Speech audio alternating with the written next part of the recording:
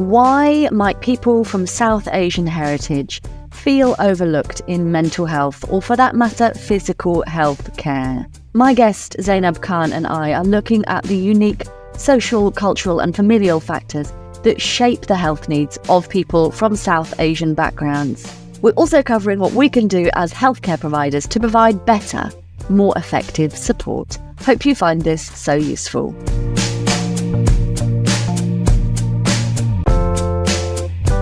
Hi, welcome along. I am Dr. Marianne and it's lovely to have you here. One of the things I have loved best about this podcast is kind of learning stuff that I didn't know before, and that is useful for me in being a provider of the podcast, but also useful for me when I'm thinking about client work that I do, because I'm still a practicing clinical psychologist. I still see clients. Every day is a school day, and it's really important that we stay curious. You might be watching this episode because you're a health provider. You might be watching this episode because you are of South Asian descent yourself, and you would like to kind of feel seen, feel heard. And this is really one of the reasons that we are doing this podcast episode, because Zaynab herself recognised that she didn't really have that experience herself. So I hope you will find it so useful. And if you do, please do drop me a like, do drop me a comment. If you're on Spotify, please do rate the episode. If you're listening on Apple Podcasts, please do rate and review. I'll look forward to catching up with you on the other side. I just want to welcome along our guest for today, Zaynab Khan. Hi, Zaynab. Hi. Thank you so much for being here and for reaching out to me via LinkedIn. Thank you very much. I'm really excited to be here. Oh, that's really nice for you to say. Just before we were speaking on camera and in the preparation for this episode, we were thinking about how represented you felt when you were studying at university. Could you tell us a little bit more about what you mean by that? Yeah, so it never really occurred to me as a thought until I reached sort of the final year. I think it was mainly prompted because I'd sort of narrowed down an interest into doing research in psychology. And one of my clinical psychology lecturers was talking a lot about culturally appropriate care from a Black and Afro-Caribbean perspective, being that was her ethnicity herself. And I think it sort of just made me think that I hadn't seen anyone that looked like me throughout my degree in regards to like staff, lecturers, researchers. And I also did a placement year while I was doing my degree. And again, within the staff that I liaised with, there was no one that looked like me. I think it just made me think that it would be, given that culturally there's a lot of stigma that comes from South Asians around not talking about mental health, and psychology isn't even a word that we use in our everyday language, very taboo topic. And I think one of the big things in breaking that down is to see representation of people that look like me and are South Asian in the space of psychology, especially within the UK. Obviously, I'm not speaking about internationally, because when you go abroad, there's obviously lots of different South Asian representation, but specifically within the UK, I just haven't seen any. And even with my own experience of engaging with any mental health services, like I've genuinely never seen anyone that's of a South Asian heritage. Yeah, thank you. That's really, really important. And before we hit record, you were saying that often in terms of demographics and monitoring forms, there won't be an option that feels like it represents you and your heritage. It will be just Asian. And that's kind of enormous, isn't it? Because that takes in India, that takes in Pakistan, that takes in China. Like, that's enormous. So what areas are we thinking about specifically when we say South Asia? For me, when I was doing my own dissertation and my target population was South Asian women, I sort of, in my head, the kind of three large ones that come to mind, obviously, even within South Asia, there's so many different places. You've got Tamil people, you've got Indian, Pakistani. For me, the kind of three main ones I was considering were Indian, Pakistani, and Bangladeshi, because for me, they're the three biggest ones that I encounter within my everyday, but also I think statistically they are also the biggest ones within the UK too. Lovely, thank you. And, you know, the people watching or listening to this episode might be doing so because they are of this heritage, or because they're wanting to learn more about how to support and understand the mental health of people with this background and with this heritage. So we'll try and kind of speak to kind of both aspects really. But What is different about the way that perhaps women specifically might have been brought up to understand mental health, or to understand talking about feelings and kind of troubles and things that are concerning them? Yeah, so speaking from even personal experience, but also just my kind of toe dip into psychological research with this target population, one thing that's so different about South Asian culture specifically, I mean, I'm Pakistani with my heritage, so Pakistan and India are quite similar in terms of their cultural practices. But naturally, I mean, like back in our origin countries, a lot of the time women take on more domestic roles. They're almost a lot more submissive in comparison, which is not necessarily seen as a bad thing in those cultures. I think often when you come to Western cultures, there's so much talk about like gender disparity and sort of bridging the gap between gender roles that it's almost seen like it's very negative. But sometimes within our culture, that's not actually a negative thing to take on those sort of domestic roles within the house and the gender roles and things. It's not to say that women shouldn't be empowered. It's just traditionally that's how we're sort of brought up, I guess. And even one thing I found myself from doing my own dissertation is that where we get our news and our sources of information and our influences are sometimes slightly different. So there's a huge play on family, influence, passing down knowledge through generations. And I think that was something that I thought of massively when I was doing my dissertation of, to target this population, sometimes the mainstream way of passing through psychological knowledge doesn't work. We don't naturally pick up leaflets. We don't naturally pick up things that you see maybe in doctor's surgeries. But when it's coming from, say, religious influences or an elder in the family, they're often, especially ones that don't come from England, that have migrated here from other countries, that can be their like primary influence for sources of information.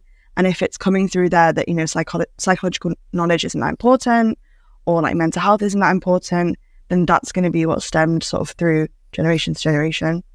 Yeah, and it's making me kind of think back to when I was working in a Heart of Birmingham CAMS service, and I was working with lots of families who are of Bangladeshi heritage, and some of the young women that I was working with there were really finding it problematic because often their parents didn't speak English or didn't speak English well enough to kind of be able to really get on board with their education, with where they were at, with the kind of things they were struggling with, but also how to translate the concepts that were coming up for them. And we were almost kind of trying to help them bridge two quite separate lives, it felt like.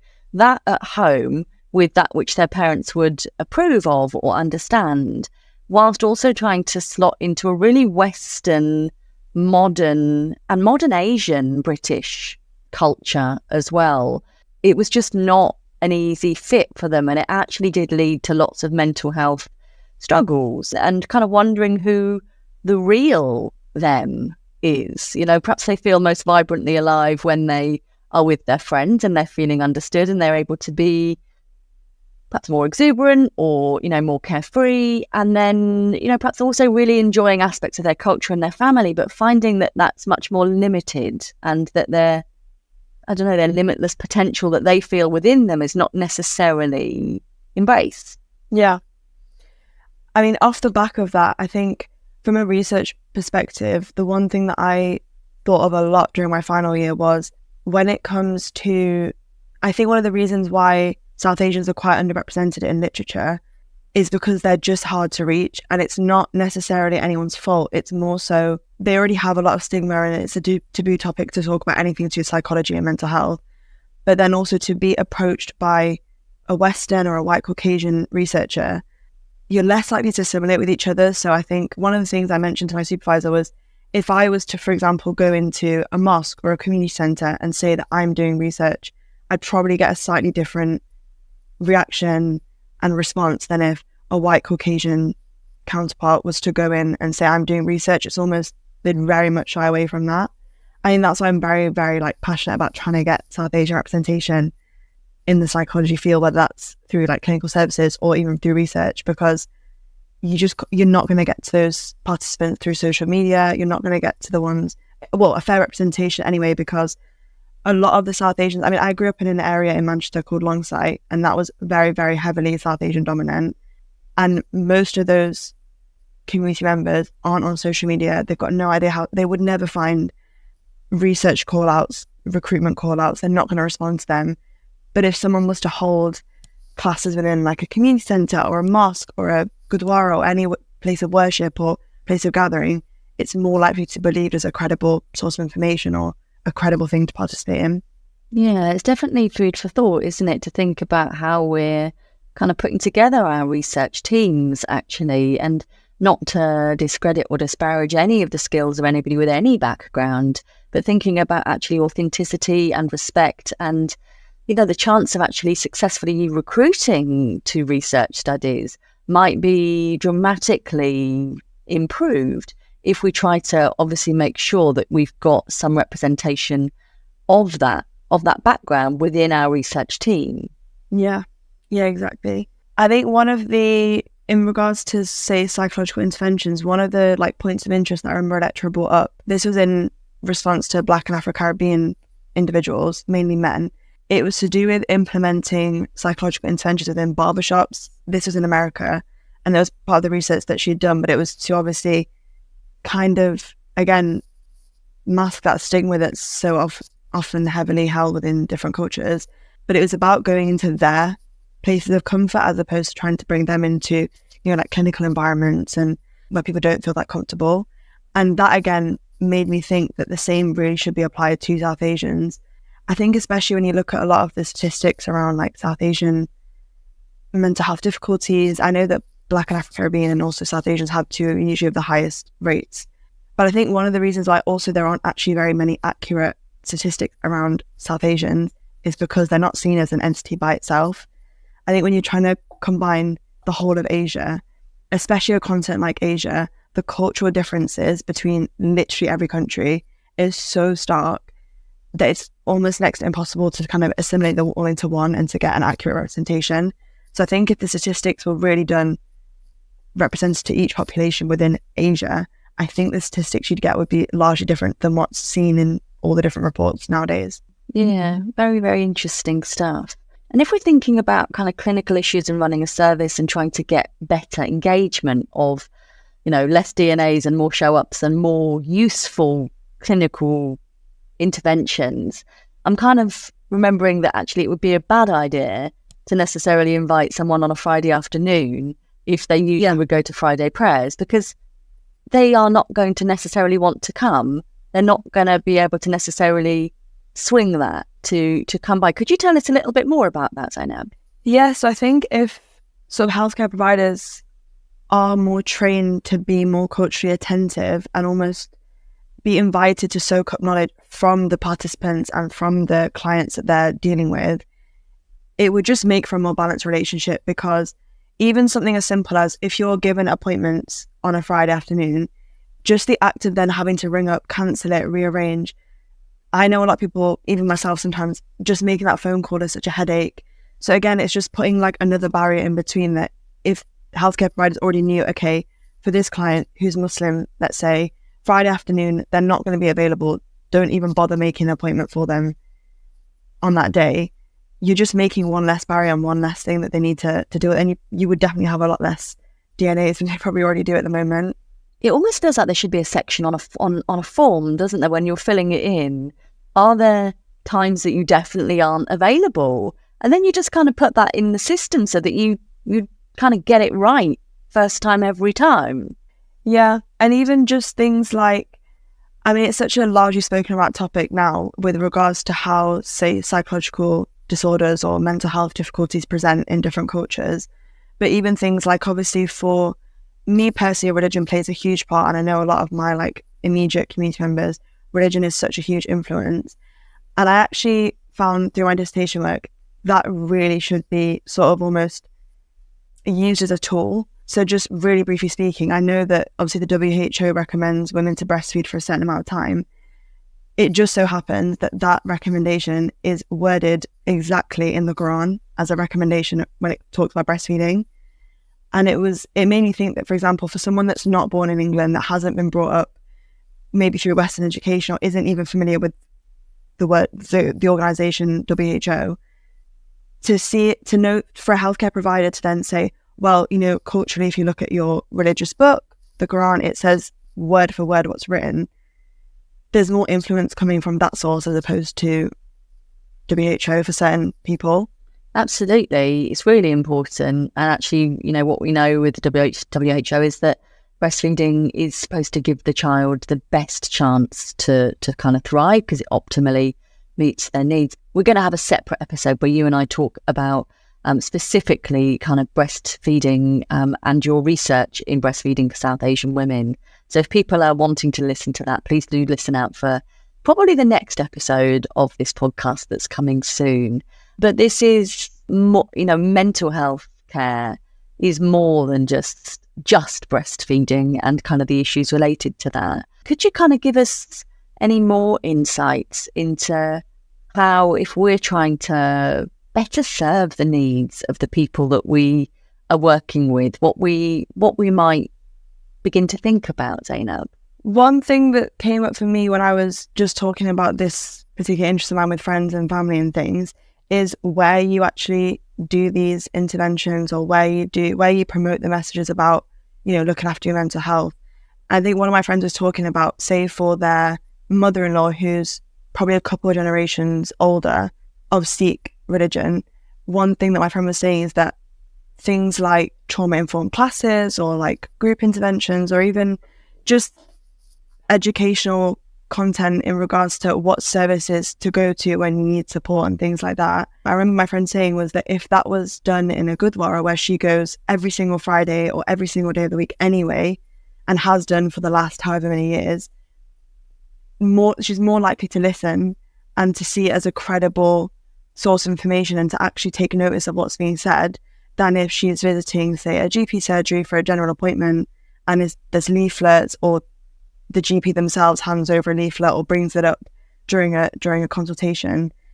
It's, even though we all know that the GP has qualifications and is educated and qualified enough to make those recommendations, but having it done in a place where they see as their sort of almost place of comfort and they've just been going there for years and years and years, there's just more credibility for those sorts of individuals than there is for those going to the GP surgery. I think it's about, for me, the one thing that I'm keen to know, and obviously it would just require the research to be done, but is to take the clinical interventions into more culturally safe spaces, I'd probably call it, like community centres, mosques, other places of worship.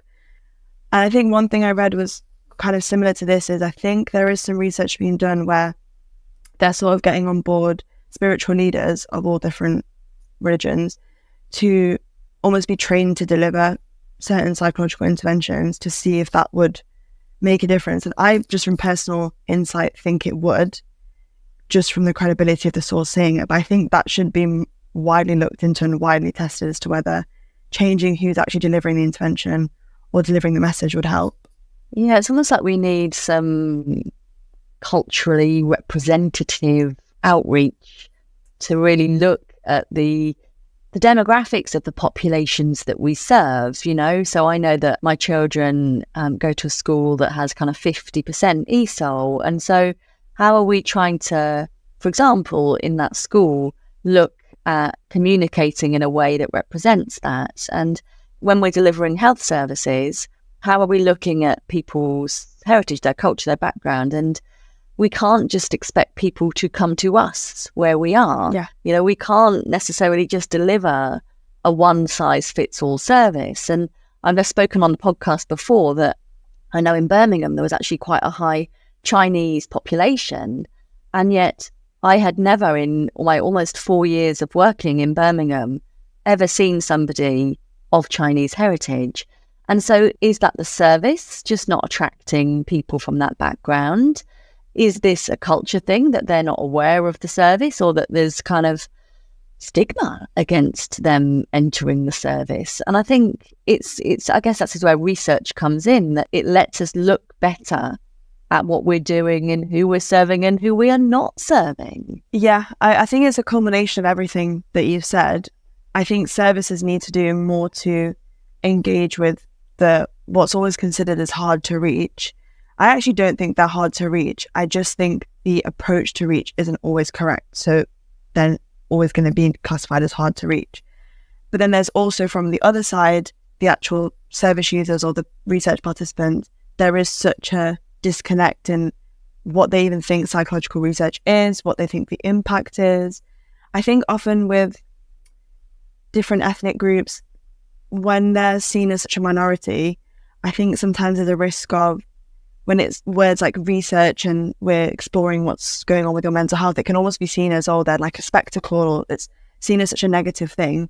When I think, again, if like more information was given in a more accepted way to that population group, they themselves would understand more what perspective you're coming from. I think it is just about different perspectives aren't almost aligning up. So you're always kind of butting heads. And I think one thing I think about a lot is that with obviously the day and age we're in, we move so much towards social media and online and making everything online because it's more convenient. But I think by doing that, you're also isolating a group that has no concept of being online, has no interest in being online, especially ones that don't come from England originally. Within their own cultures back home, you know, when electricity isn't so convenient. I know, for example, in Pakistan, when you go to villages and things, you know, like electricity isn't a thing. They've got power outages all the time. So for them, being online just isn't the same as it is for, say, myself.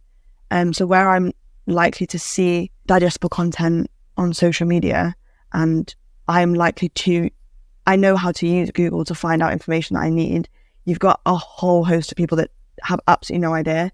So I think there's almost too much of a reliance on moving towards this online life and making everything digital. That's almost putting a lot of people at risk of being completely isolated from a lot of psychological services and a lot of just healthcare services in general. And that's a really good point, isn't it? As we try and move everybody towards attend anywhere appointments, whether that actually is ideal for everybody. And of course, if there doesn't feel like there's a safe space, or if actually the home environment is part of the problem, it might not feel like it's appropriate to be talking about those issues from a remote setting. I travelled quite extensively in India in 2008, and actually it looked like, to me anyway, that anybody with mental health problems was just kind of left to fend for themselves. I don't know if that's actually the case, but kind of culturally there may be a stigma towards people with mental health problems. Could you kind of illuminate that aspect a little bit for us? Yeah, so certainly, I mean, for generations and generations, mental health isn't a topic spoken about within a lot of South Asian cultures. Being that I'm not Indian, I can't certainly say for Indian culture, but I know for Pakistani culture, although we share a lot of similarities, it is the same. It's just not spoken about. Speaking about women in particular, when it comes to things like postnatal depression or postnatal psychosis, anything like that, not even a thought. It's not even part of the aftercare. It's not even considered a thing. And if anything, within our culture anyway, there's so much emphasis put on being a good mother and being a mother within your community that almost, if you sort of defer from that gold standard, instead of looking at, okay, what's actually might be causing that, or how can we help bring you back up to this golden standard, you're just outcasted. It's like there's something wrong with you, you're not fit to be a mother. And I know that, for example, I read research recently on stillbirth, women that have experienced stillbirth. And I think this research was done in rural areas of Pakistan. And the women that had experienced stillbirth, one of the things that they pointed out was that they were just seen as child killers. That was literally the words that were used. And they were really, really stigmatized by members of the community. And I think, again, that can very easily, although that research was done in rural areas of Pakistan, it can so easily be seeped into the UK when you get people that come from those backgrounds that move here and build their families here. That's just going to keep getting passed down generation, that way of thinking. Absolutely. And how could we think that wouldn't affect somebody, you know? Yeah, it's making me think about when I was at school and one of my good friends was Hindu. And for her and her mum, when they were menstruating, when they were on their period, they weren't supposed to go in the kitchen because it was seen as being unclean and they shouldn't touch food.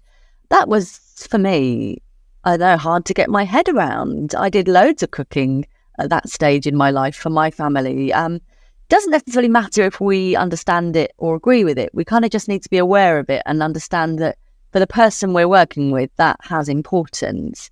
Is there anything else around, I don't know, menstruation or any wider issues for kind of cultures and faiths and beliefs that perhaps somebody not of that heritage would not know about?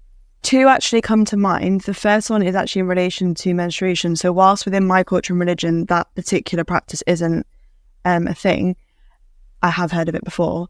But with regards to, I'm a Muslim, so obviously there's a period of time every year where we fast for 30 days. And as a woman, if you're menstruating at any point during those 30 days, you're not supposed to fast. You're given that time to have a break.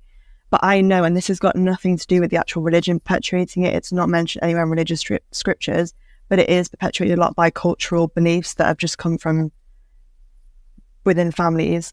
Women within those families, a lot of them are often almost made to feel like they have to hide the fact that they're menstruating from male relatives or male family members and friends. And I've read stories before where women feel like they need to pretend that they are fasting just for the sake of saving face and things. And I think stuff like that, obviously for someone that doesn't come from that culture, and even the one that you mentioned, would be so strange. And I think sometimes if those experiences are discussed within a healthcare setting, you almost have the risk of the clinician or the healthcare provider almost seeing it as oppressive or using certain language like that, which I think can really mess with the narrative that's actually being told. Because for your friend, for example, that may not be seen as oppressive or as strange or anything of the sort. That's just normal for them.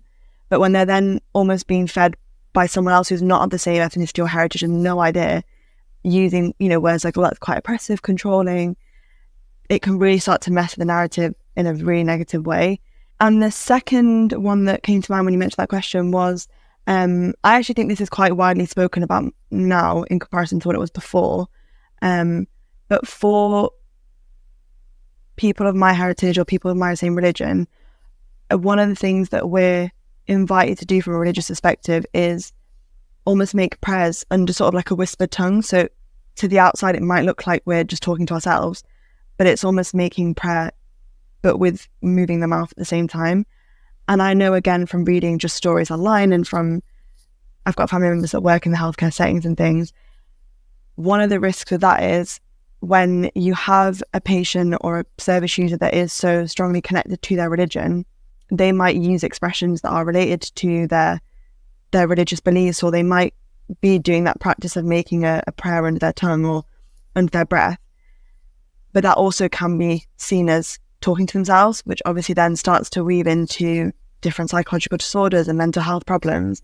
And I think, again, similarly to religious practices or cultural practices that then start to be seen as oppressive and controlling, you then also have the risk of just religious acts being seen as someone's talking to themselves or they're hearing voices and things like that. So again, I think from a researcher's point of view, a psychological practitioner's point of view, there has to be such a strong knowledge, or not even a knowledge, but just an acceptance of that there are such stark differences across different cultures, that it's not always such a negative thing, or don't always jump to sort of the DSM and trying to match the things up. Because I think if there's more time taken just to understand what is the whole picture, what is their day-to-day life, what is the practices that they engage in, there'll be a lot more of a complete story. I think, sorry to keep rambling on, but another thing that made me think just then is, I remember that I have a friend that did a midwife course, and one of her clients was, again, South Asian, didn't speak very good English, and so their partner was the person that was in the room with them as their almost representative and spokesperson. However, you could tell that the partner wasn't really interested in any of the aftercare when it came to talking about psychological care. And obviously, I think my friend was trying to get across information about, if you experience this, if you feel like this, you need to report to this service and things like that. And for obviously the lady, no understanding of what's being said. And also her partner decided to not go ahead with an interpreter and took on that role himself. But obviously, once again, when you allow things like that to happen within healthcare, you run the risk of they're not translating the right information across. And I think, again, for that example, it just made me think, so for those two individuals, mental health care just wasn't I thought it wasn't even something to consider. So for the gentleman who was supposed to be that woman's advocate and taking on that information, translating it in something that she could understand, he wasn't doing that because it just, and I don't think it was even in a malicious way. I think it genuinely was because for him, it just wasn't something of importance. So again, for me, that just brings up the importance of, we have to sort of approach different target populations in a way that suits them. Absolutely. And I think as a service provision issue, in the service I most recently worked in adult mental health, we didn't allow anyone to interpret other than our official interpreting service, just so that we've got our best chance, hopefully, of engaging someone and not perpetuating problems.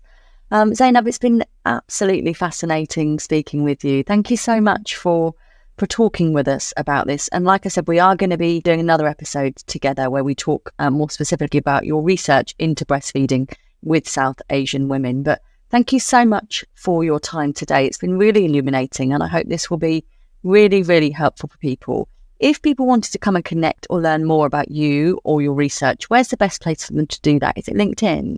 Yes, I would say LinkedIn. I do plan to have a Twitter account at some point down the line for research purposes. That will come as and when. But yeah, LinkedIn would probably be the best place to start with. Perfect. Thank you so much for your time, Zaynab. Thank you. Oh, thank you so much for your time, Zaynab.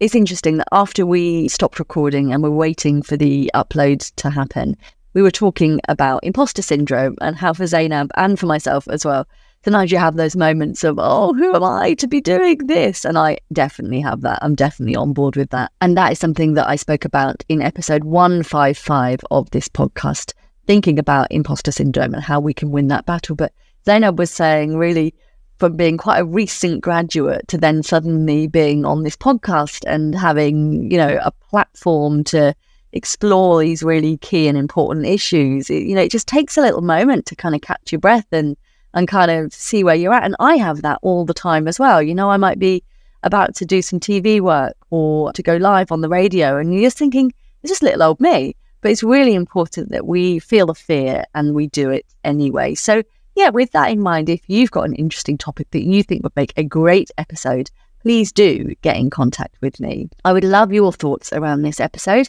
Please do like, comment, engage, share this with anyone you think might find it helpful. Perhaps your staff team, perhaps your family, perhaps friends, people that you think might find it really useful or might feel seen, might feel heard by this episode. If you are watching this as an aspiring psychologist, please do check out my books, The Aspiring Psychologist Collective and The Clinical Psychologist Collective. And if it's your time and you're ready for the next step, the Aspiring Psychologist membership, we are doing beautiful things in there. We are helping people to up their game in research, in CBT skills and formulation, in interview skills, in application form skills, in self-belief. People often say to me that it feels like I hold the hope for them when they can't hold it for themselves. And we are doing brilliant things and getting real, tangible results for people in their psychology careers. You can join for just £30 a month with no minimum commitment. If you wanted to join for a longer period of time, you can join for 6 months where you get a free 30-minute one-to-one with me. If you wanted to join for a year and pay upfront, you get 2 30-minute one-to-ones with me or your choice of a 1-hour one-to-one as well. For more information, please do check out my website. Otherwise, thank you so much for watching, for listening, for spending your time with me and with Zaynab. If you would like to catch the next episode, you can do from 10 a.m. on Saturdays on YouTube and wherever you get your podcasts. It will be along from 6 a.m. on Monday. Thank you so much. Take care and be kind to yourself.